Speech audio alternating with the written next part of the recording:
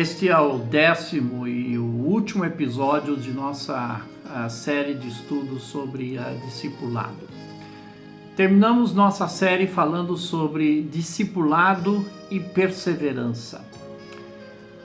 O Novo Testamento fala bastante sobre a necessidade do discípulo perseverar em sua caminhada com Jesus. Se fala também em permanecer em Jesus.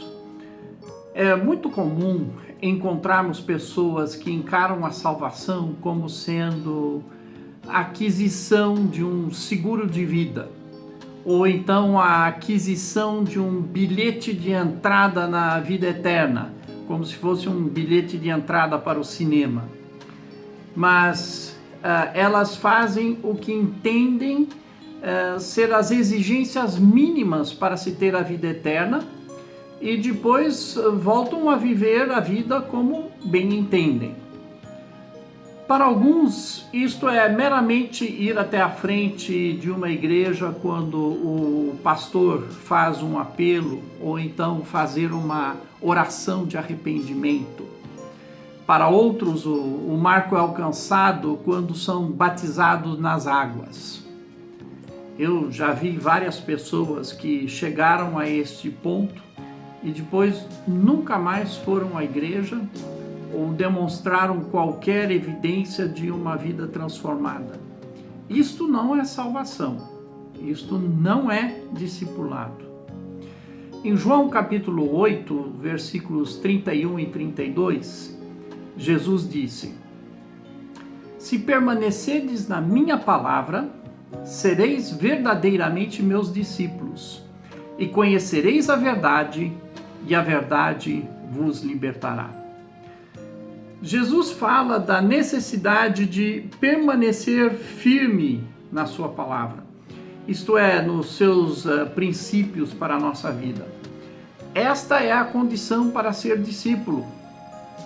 E somente os verdadeiros discípulos de Jesus que permanecem na sua palavra é que conhecerão a verdade que os libertará. Não é uma verdade sociopolítica, é a verdade da palavra de Cristo que nos liberta. Perseverar é permanecer firme, não desistir, aguentar firme, ter paciência, são alguns dos sinônimos de perseverar. Muitas são as dificuldades, as pressões, as dúvidas, a oposição, o desânimo, etc. na vida cristã. No entanto, devemos permanecer firmes, devemos perseverar. Romanos 5,3 diz que a tribulação produz perseverança. Quando passamos por essas dificuldades sem desistir, nós saímos lá na frente, lá do outro lado, muito mais fortes. Em Mateus 24, Jesus está falando para os seus discípulos sobre como será nos últimos tempos, no fim dos tempos. Isso é no período que antecede um pouco a sua segunda vinda. Ele relata muitas coisas que se passarão antes do fim. Pessoas se passando por Jesus, guerras, conflitos, fome, terremotos, traições, a maldade se multiplicará, muitos falsos profetas aparecerão e haverá perseguição aos cristãos. E nesse contexto em que Jesus está falando essas coisas que vão acontecer, ele diz o seguinte no versículo 13: "Mas quem perseverar até o fim será salvo."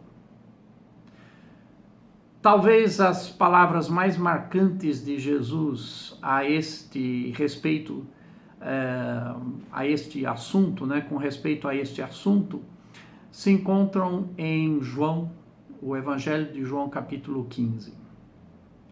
Vou ler alguns versículos sortidos desse capítulo, não tenho tempo para ler todos os versículos que estão envolvidos, mas vou ler os mais importantes. Versículo 1. "Eu sou a videira e meu pai é o agricultor. Versículo 4. Permanecei em mim e eu permanecerei em vós. O ramo não pode dar fruto por si mesmo, se não permanecer na videira. Assim também vós, se não permanecerdes em mim. Eu sou a videira, vós os ramos. Quem permanece em mim e eu nele, esse dá muito fruto, porque sem mim nada podeis fazer. Versículo 6. Quem não permanece em mim é jogado fora e seca, a semelhança do ramo. Esses ramos são recolhidos, jogados no fogo e queimados. Versículo 11. Eu vos tenho dito essas coisas, para que a minha alegria permaneça em vós, e a vossa alegria seja plena.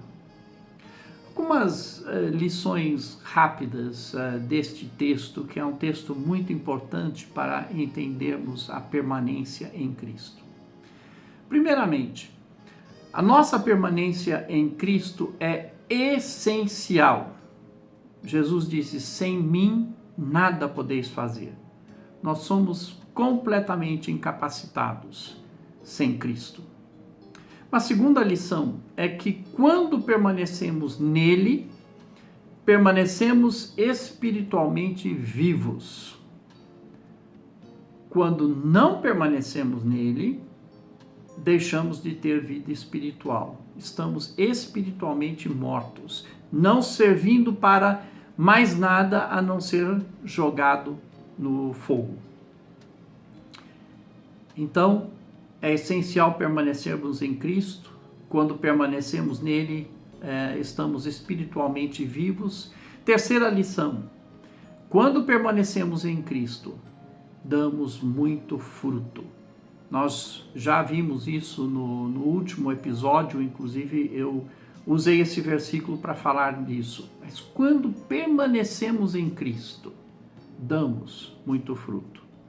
E uma quarta lição é que quando permanecemos nele, a sua alegria permanece em nós.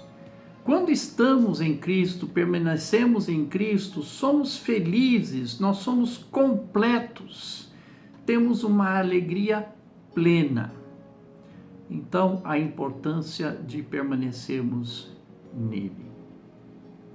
Estamos então chegando ao fim desta série de discipulado e eu gostaria de dar uma conclusão então da série com algumas palavras aqui.